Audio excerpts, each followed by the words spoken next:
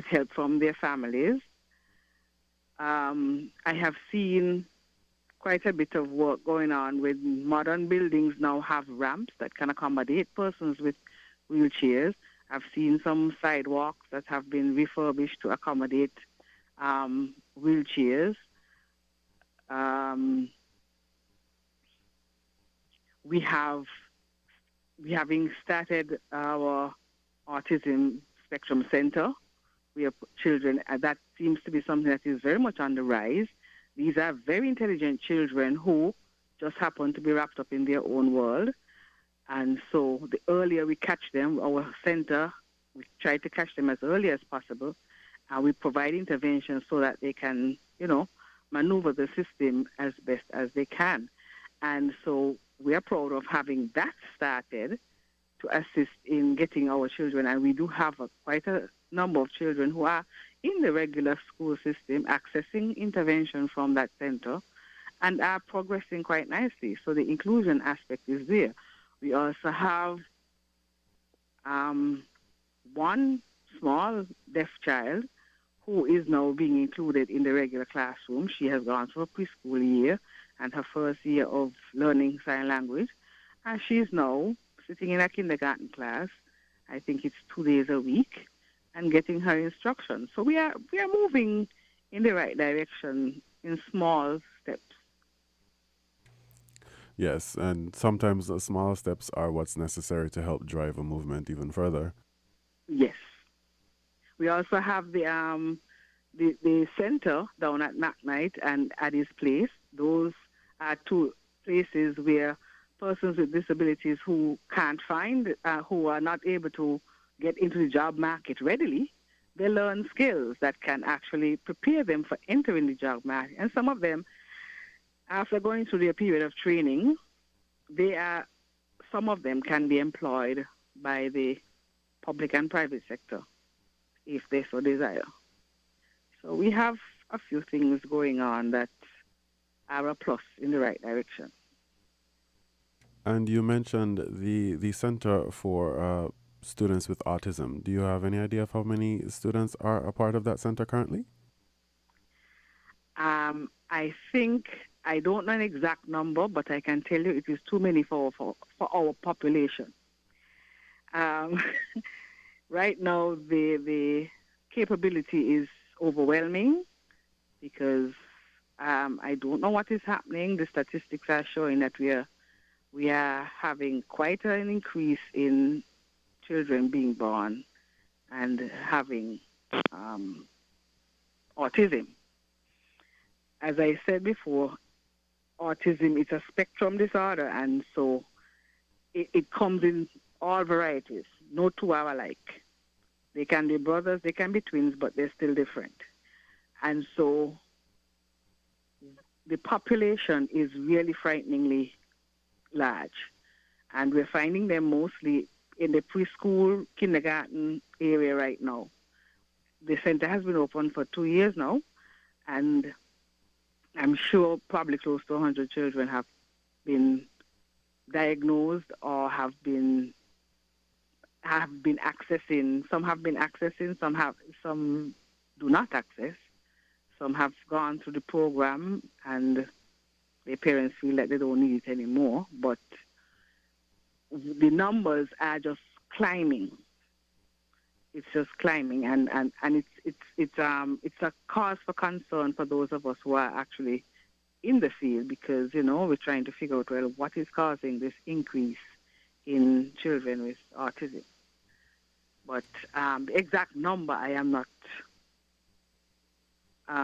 aware of right now. I don't have it at hand. And as you mentioned, autism is a spectrum disorder, and I guess, as you mentioned, parents sometimes feel that that their children don't need the services anymore. Maybe it's because the spectrum, well, they don't understand the spectrum per se. Well, yes, to a certain extent. A lot of people don't understand what autism is. Any disability, as a matter of fact, because a lot of people feel that because a person is deaf, it means that they can't do anything else.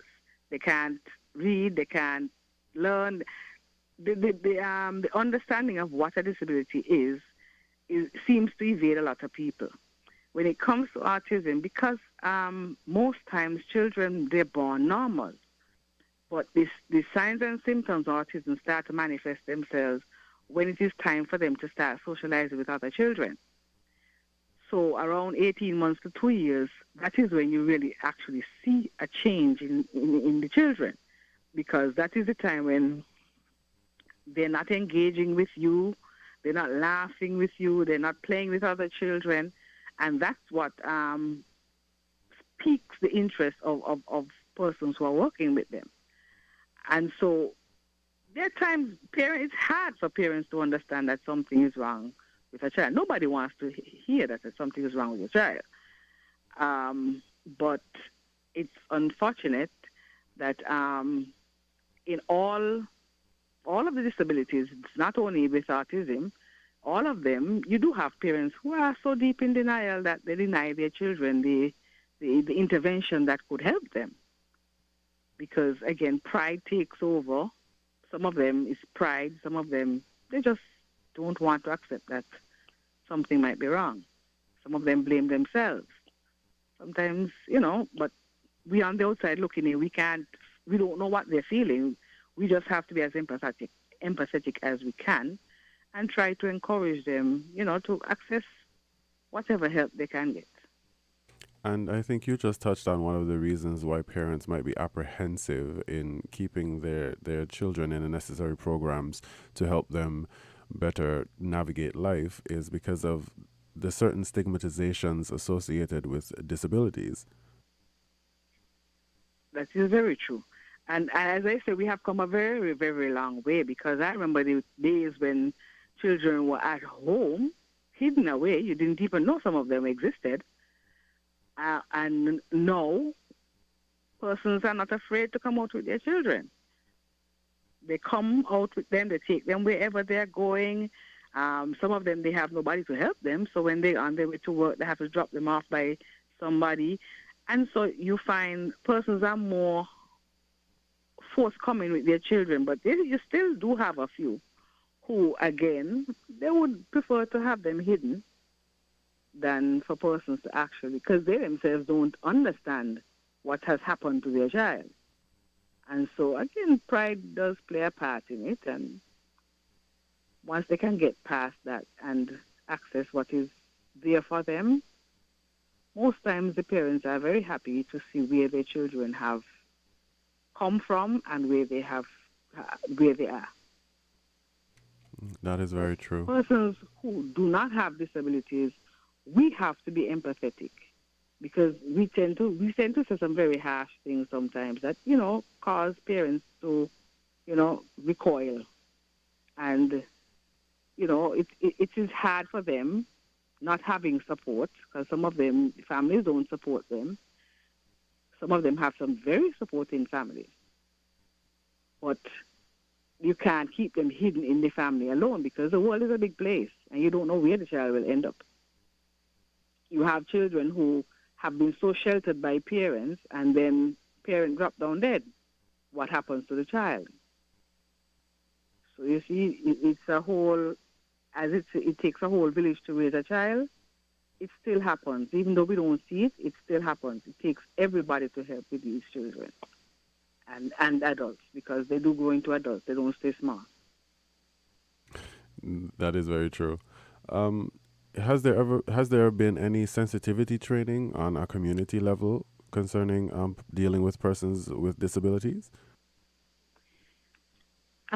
Several attempts have been made by different, Special Olympics is to try different things with parents and community workers. Special Olympics has always wanted volunteers, because once you come into Special Olympics and you volunteer your time and your services, then you get to understand what these children are and adults are about, because Special Olympics has no age limit. You can be as old as Methuselah and you still can be a part of Special Olympics. There's no age limit, except that you can be a part of the program from 8 years old. But I think they still have a program that is younger than 8 that taps into the actual age of Special Olympics. they have always been asking for volunteers to push the program forward, but that has been very limited in people coming forward. I know that also at CFB, for years ago, they had a part of the adult and continuing education program as a basic introductory course in sign language. And we have tried to ask, especially persons in health, in police force, send the people to learn the language because, as you see, they're out there and they need to access the hospital. They need to report the little crimes that happen to them. They need to access things, but there's nobody to communicate with them. And so we have made attempts, but again, because people don't understand, I know from my experience, having had to teach the sign language classes, you had persons coming to learn sign language to go and do a fancy dance, not wanting to communicate with who it's supposed to be communicating with. And that's a turn off. Because when you see people coming to learn a language, you feel good because they're interested in communicating with these people. But then when the people do show up to communicate with them, you shy away. And so it was a turn off. I don't know if we will attempt it again. Yeah, we would like to. But, there has been different approaches. They used to have persons from the center at McKnight, when the Association for Persons with Disabilities, there's an association, and they have done several things to get persons to be interested in getting to know what persons with special needs are. But, it's taking a while for persons to really get on board and understand the needs of these persons. Well, yes, we do know that there's an association. I actually had the pleasure of speaking with the former president of the association, Mr. Tony Mills, this morning about some of the very same issues. And one of the things that I forgot to bring up with him, but I think I can bring it up with you, is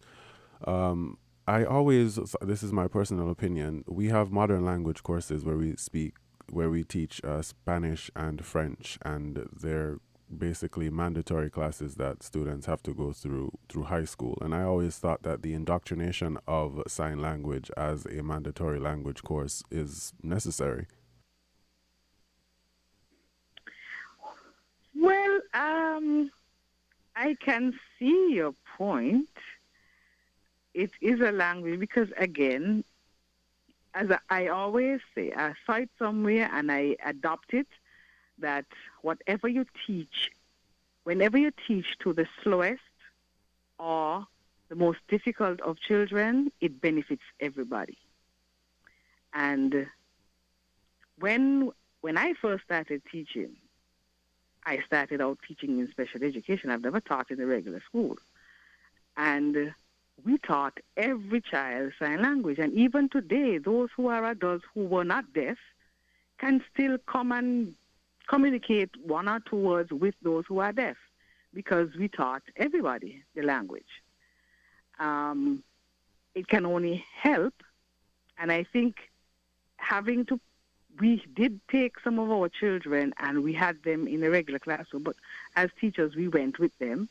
But if the children knew how to communicate with them, even this little one who is now in kindergarten, I am hoping that the teacher who has her is teaching the other children how to communicate with her as well, so that, it isn't she alone and the teacher having a conversation, but the other children can actually benefit from learning the language. I wouldn't go as far as to say mandatory, but, even at the primary level when we made attempts to teach French and Spanish, those things seem to just come up and die out just as fast because somehow we don't get the picture that we are preparing children for a global market, not just for a local market.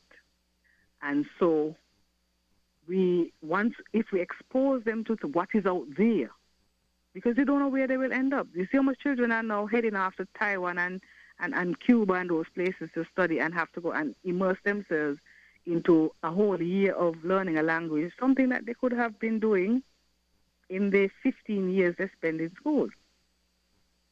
So I do understand what you're saying, and not compulsory, but some introduction to it, along the way. And it also draws, awareness to the children, because children are very susceptible, and they learn fast. So, make them aware that these things are out there. These types of children are out there. So, Right. Maybe mandatory was a bit of an abrasive word to use there, but make it an option possibly for them to learn sign language, and as early as primary school, because the yes, younger they are, the more they're able to absorb. yes. Okay. So can you tell me some, in your professional capacity, what are some of the misconceptions that you've observed about living with a disability? Well, I know one big one is that persons feel that a person with a disability can't do anything. And I think also we see just the disability rather than the ability. We have some very intelligent persons out there with special needs, very intelligent. But nobody sees the intelligence because all they see is the disability. And sometimes those working with them, they're quite surprised as to what they can do. It's like you have to understand they're a person first, just that they have a challenge. And most times when they have a challenge, they sharpen their other skills. So I used to tell the ones I work with, the deaf ones, they can't hear, but they were in everything. They know what is going on everywhere because those eyes, and now that we have phones, they see. Their sense of sight so well developed. And so people don't understand that having a disability is not the end of life. It's just that you take a different path to get where you want to get in life. That's one big misconception that we have. And I think another misconception is that a disability is just a thing that maybe some people are born with. I think another misconception is that people forget that it can happen. Anyone in this world That is can very become true. disabled at any That point in is time. very true. Because you can be normal, just like the person who was talking before, the doctor that was talking before. He didn't understand what special needs was until he became a person with special needs. Because he just had one fall, and it took just one fall to change the course of his life. But it didn't stop him. He's still going. And we can develop, some persons are born with the disability, yes, depending on the nature of the disability. You can have it from birth. Some persons, they get it early in life, midlife, late in life. So a disability can come on at any time. Having to work with persons with hearing losses over the years, I've been involved in working with persons who need hearing aids and looking at the population who has deteriorated hearing, who has damaged their hearing because of putting these earplugs inside of their ears with the music playing so that the whole room could hear it, or cleaning the ears with things that can puncture the eardrums. So when you look at, and then the age doesn't matter because some of them are in primary school, some in high school. They're any age. And then you have the older ones who, with age, goes everything. So the sight start to fail, the glasses start to get thicker. Then eventually the glaucoma and the cataracts and everything take the sight away. So you end up in the category of being a person with special needs. And so people feel that if you're born blind, you're born blind. But you can go blind at any age. You can go deaf at any age. You can lose the use of your limbs at any age. So, yes, that's something that people figure you're born with it and that's it. And one thing persons don't realize that sometimes you may be born with a disability, but with the increases in technology, there are things out there that can assist. and make things better for you. So you don't have to be stuck in a bubble or in a shell and be labeled, oh, he has that, and so therefore that's the end of him or her. But I can get what I need to achieve what I need to get to achieve. And you mentioned the use of technology. So, what has been the experience with persons with students with disabilities and gaining instruction during our lockdown when we had lockdown? Gaining instruction. What was the experience of some of those students? Do you know? Well, I know for the students at Cotton Thomas, some of them utilize a program, whereas the regular school system was using MS Teams. They were using some class dojo or something like that to engage the students. The the director and workers at the Autism Training Center, they also engage the parents and their clients through the use of technology. So they were able to instruct the parent as to what to do and get the feedback by looking at it, because, again, technology is a wonderful thing. And if we use it well, we can get very far with it. Yes, some children may not have had devices, but those that had, they all benefited from actual engagement with their teachers or instructors during the lockdown.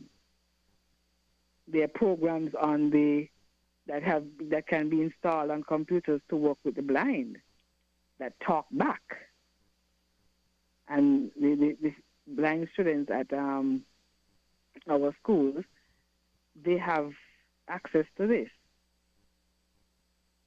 There's also a blind child who is actually going through the primary school system as well. I think she should be in grade 5 or 6 somewhere now. And so, again, we have to put things in place to accommodate our children as they progress. And that's one of the things that I think we need some serious work in.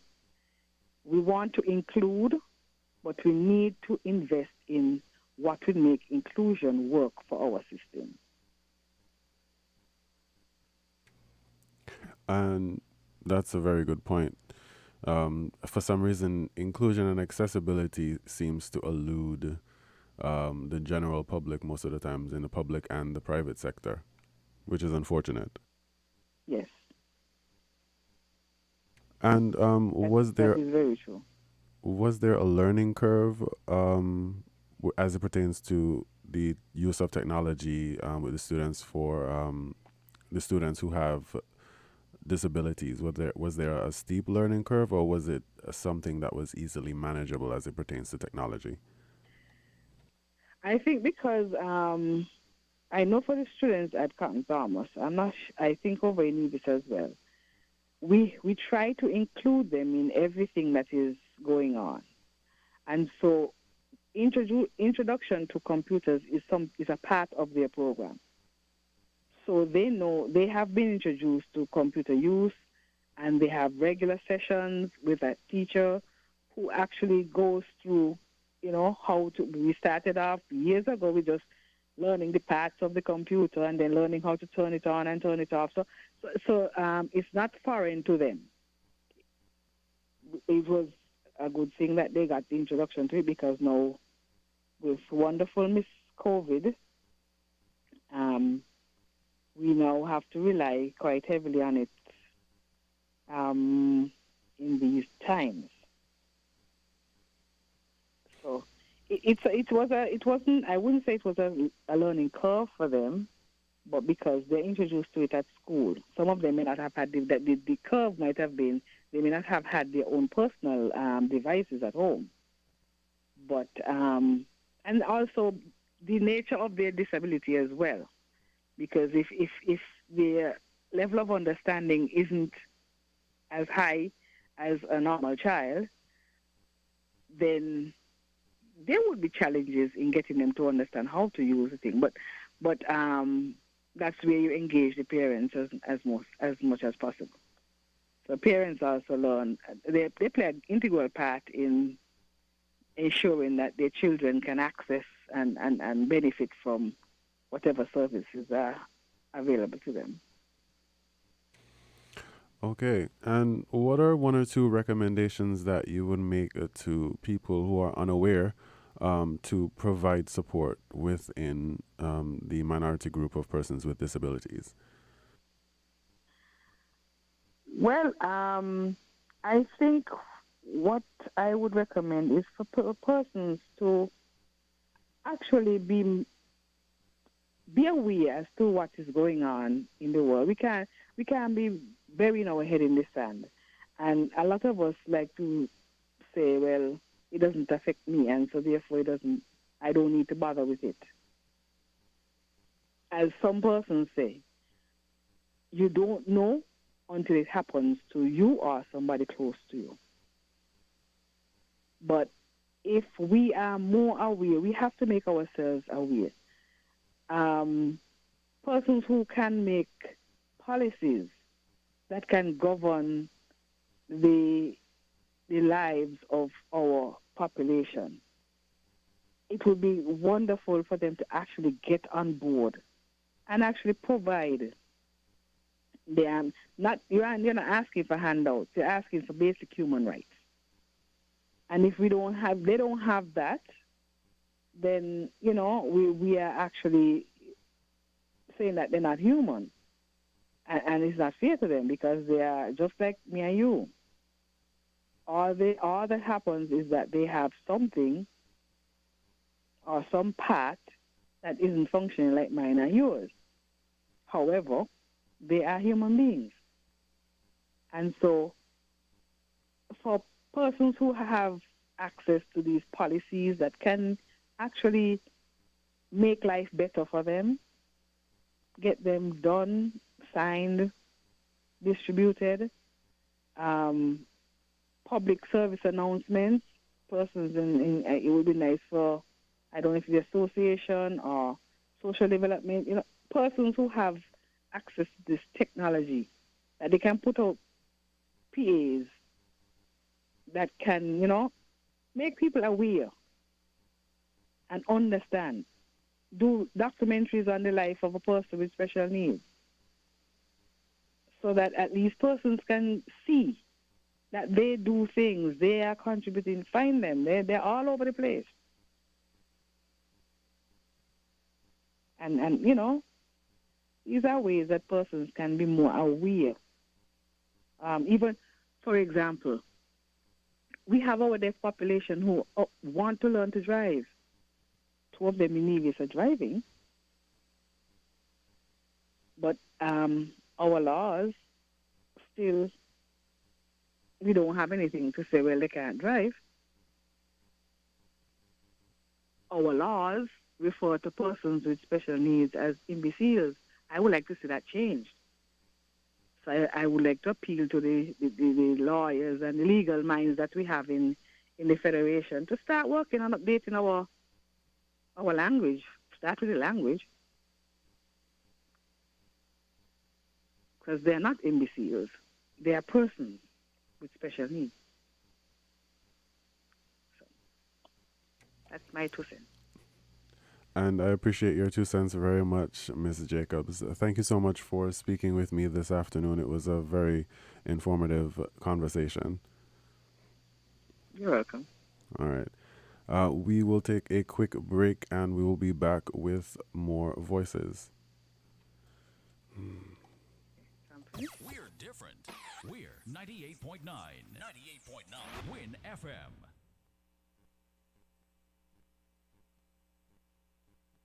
It's official! Friday, December 18th and Saturday, December 19th are VAT Days. But you can come today and get pre-approved credit for VAT Day. Save some of the hassle of this VAT Day and drop by some of your local Hosford department stores today. Yes! Come to any Hosford department today and get pre-approved credit for December 18th and December 19th. No down payment necessary. That's right, zero money down. And no payment until February 2021. That's right. No payment until February 2021. Come to Hosford's today, where we will be dropping major discounts. plus pre-approved credit when you shop now. How, you ask? Well, it's simple. All you have to do is visit any of the Hosford's departments, including furniture and appliances, Ashley Furniture Home Store, Building and Nevis Centers, and the Automotive Division. Make your VAT Day wish list, and we'll do the credit check. Come back on VAT Day and get all that you picked with your pre-approved credit and be on your way to a merrier Christmas. Whether it's new furniture, a new stove, or a brand new car, Hosford is giving you pre-approved credit today. Be on your way to a merrier Christmas. Pre-approved credit today for VAT Days December 18th and December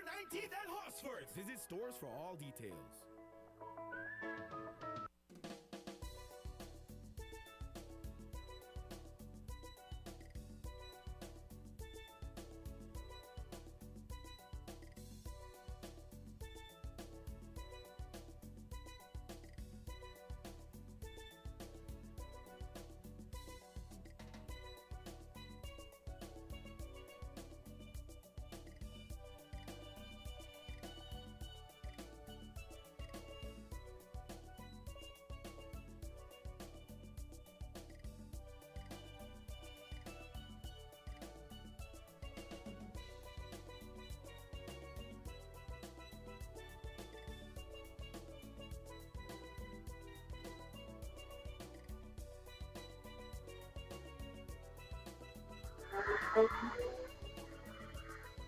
Good afternoon, Mr. Fritz.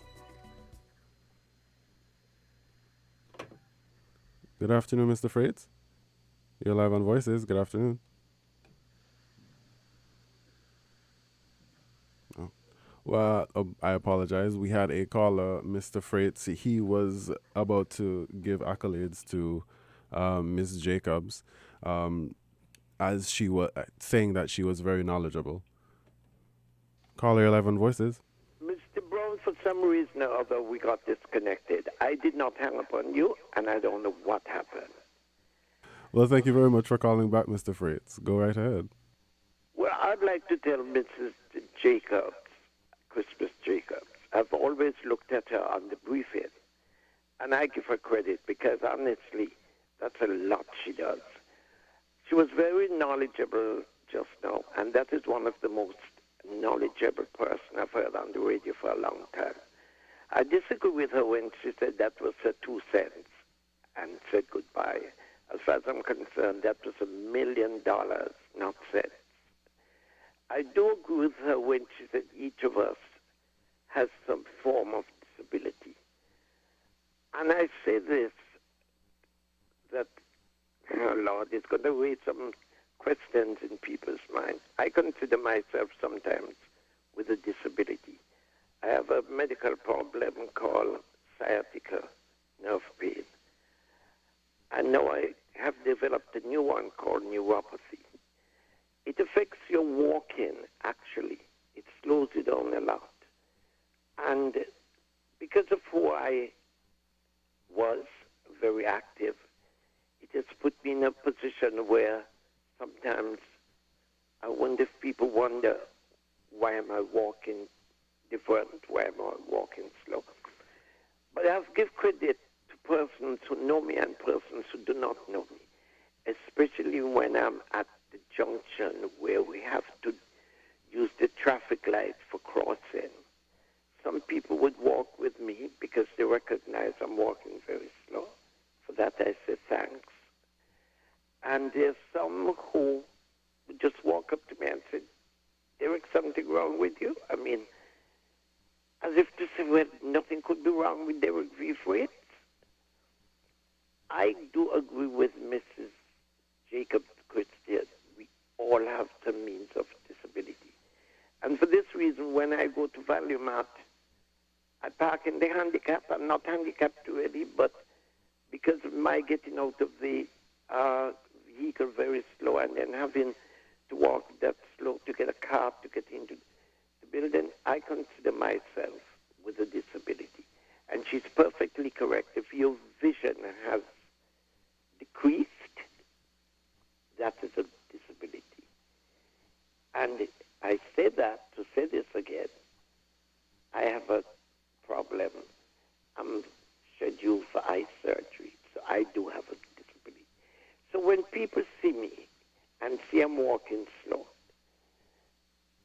and they want to know, let them feel free to ask and not to wonder what's wrong with their free to be. And for that, I give Mrs. Jacobs credit. I am not the type of person who would listen to an entire series of talk on the radio because sometimes it bores me. But I'm telling you, from beginning to end, I listened to her and missed my television program. So, Mr. Jacob, thanks.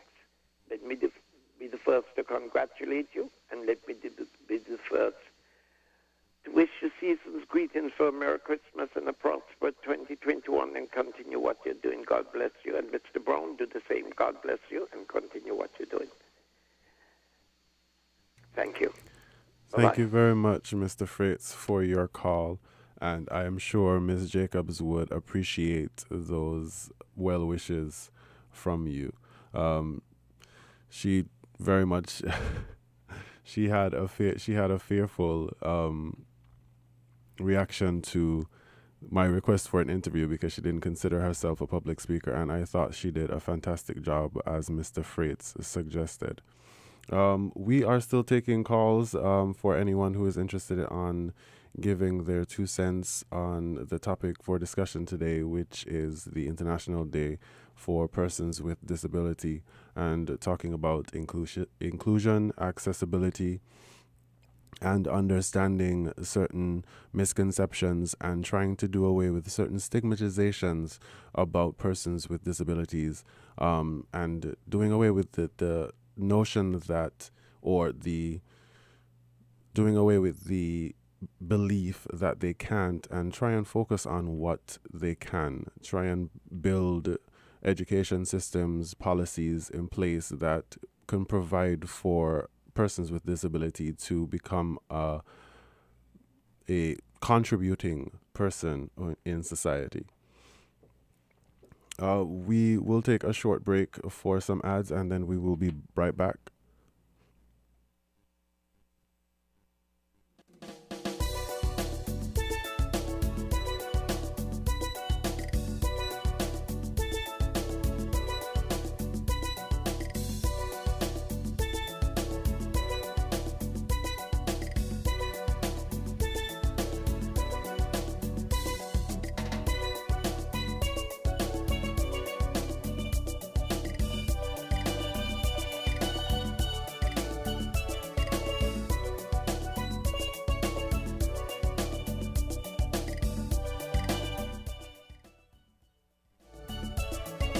Paint it, tile it, improve it. Your walls, paint it. Your floors, tile it. Your home, improve it. Huge savings at the Hospice Building Center. Paint it, tile it, improve it. Sales event happening now. Yes. Come to Hospice Building Center now and get savings of 25% off all paint and up to 75% off all tiles. Yes.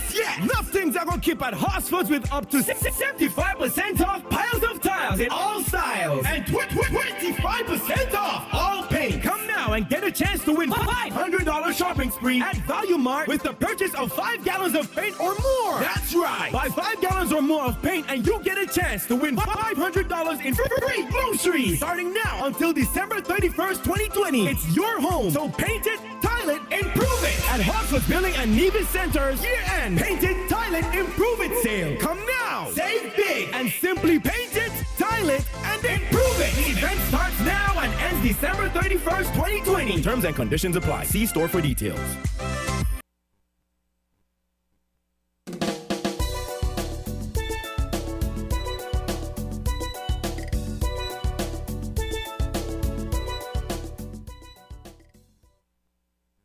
And we're back with Voices.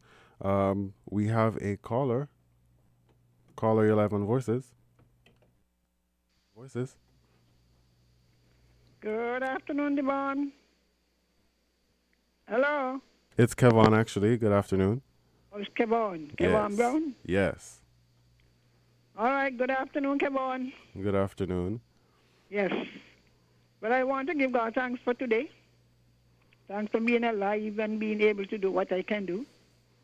And today, as I have been listening, we have had contributions from Anthony Mills from the Association of Persons with Disability and Mrs. Jacobs.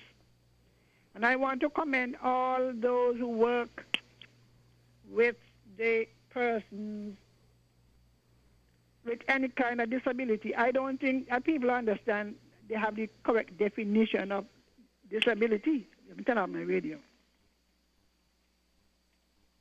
It is anything that affects both the physical and the mental on a long-term basis that prevents them from full participation.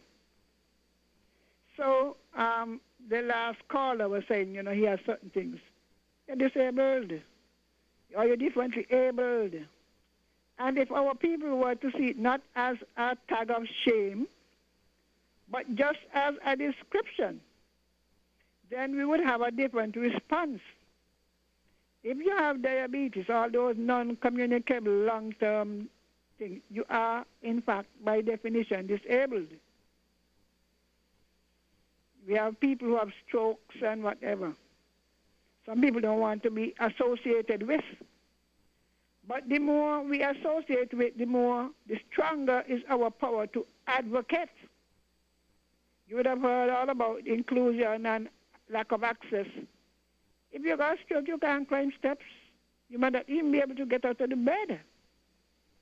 And as the last caller said, because of sometimes of your physical condition, you can't walk as fast as before.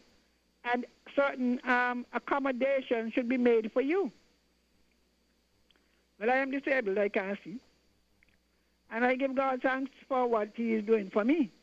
Now, something I think we need, apart from what was said, in order for people with disabilities to function at a higher level, most of us just need an opportunity. Opportunity and access not only to buildings, but to proper devices. Proper devices. There are people at home who all they need is a wheelchair. So if some of them have amputation and maybe the family cannot afford to buy a wheelchair and they are forced sometimes to stay in their bed, because maybe the family member cannot lift the person. Some people need a cane. You may say, well, what is a cane? And many people have lost their jobs. I have known of men who once worked in jobs that paid well. You get a stroke, and even after you recover, the company or your employer is unwilling to take you back, even to give you something to do that you are capable of doing. You're not just looking a handout, And, well, in my case, I use my laptop. I'm always on the laptop. I use a software called JAWS. Expensive. I paid over $3,000 for it with my money. Subsidies and such should be given so that people can have access to devices. When they had the shutdown, I raised the question with the education department. Were the disabled children given devices? They said no. You may ask why not. Because then at least even some of them would have been able to connect. I used to go down to the McKnight Community Center. I haven't been down there since the lockdown. That has thrown me off a lot. And it has affected some of the young people who go down there. They're now back out. But while they were locked down, they had developed a program, Their mind, they were accustomed to their routine. You wake up in the morning, you get ready, you go down. And they go to a place where they are treated as people. Imagine the trauma when they realize that they have to stay home, and often the people going to work, leave them home by themselves. It has had serious mental issues for a number of our people. And so I am calling while the government is trying, they got to try harder.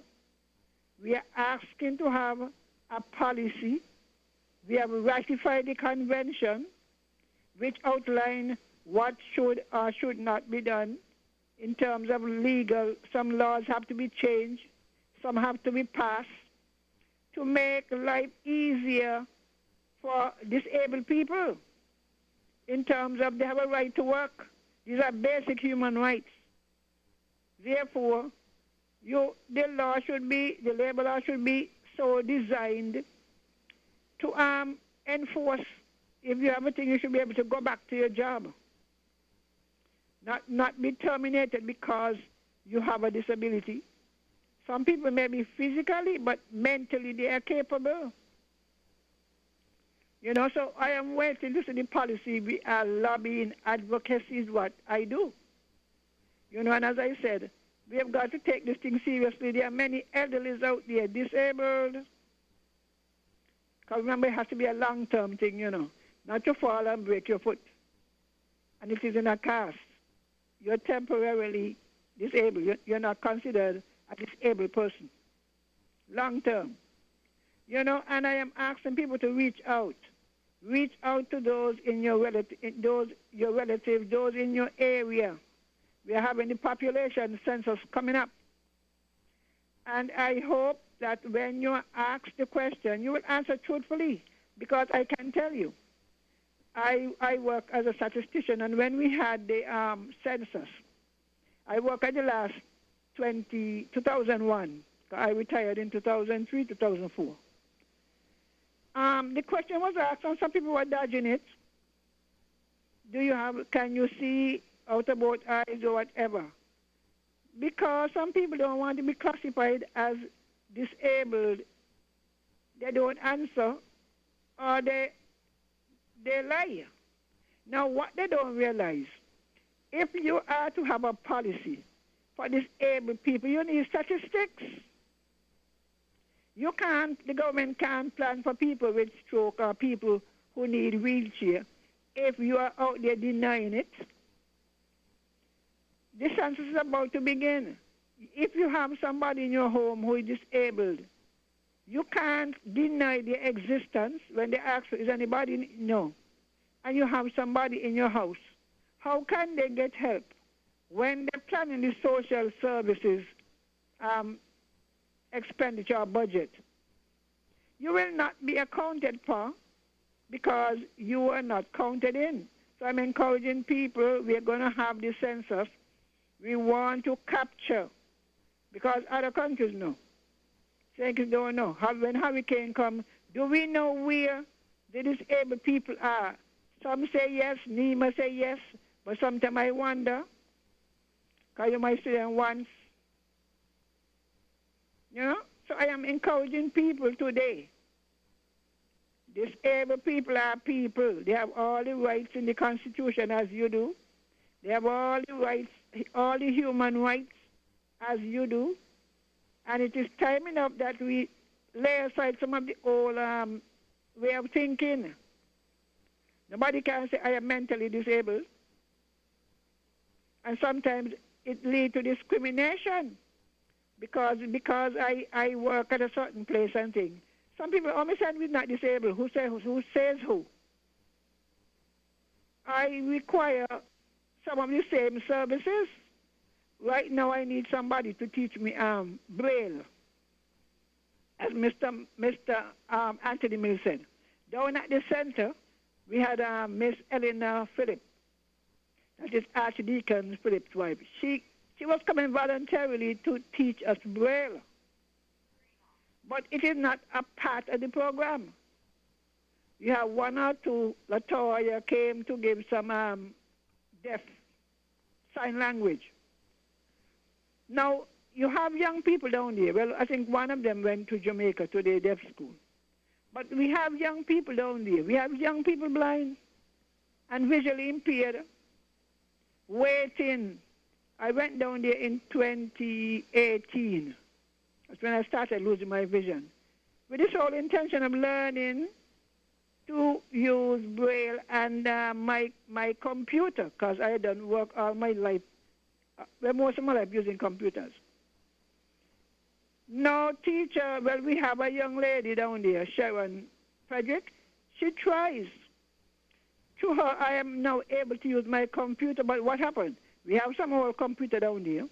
The programs need a renewal, and they are expensive because I paid over $3,000 for the program on my computer.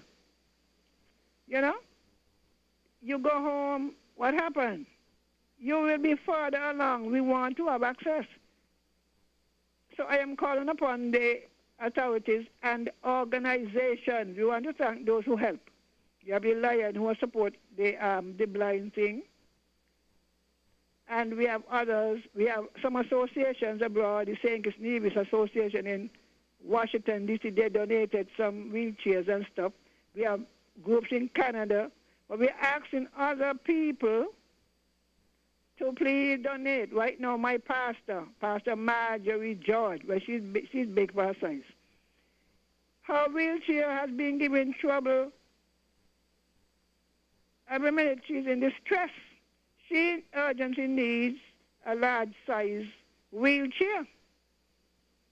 You can't just go and buy them in St. Kitts, you know.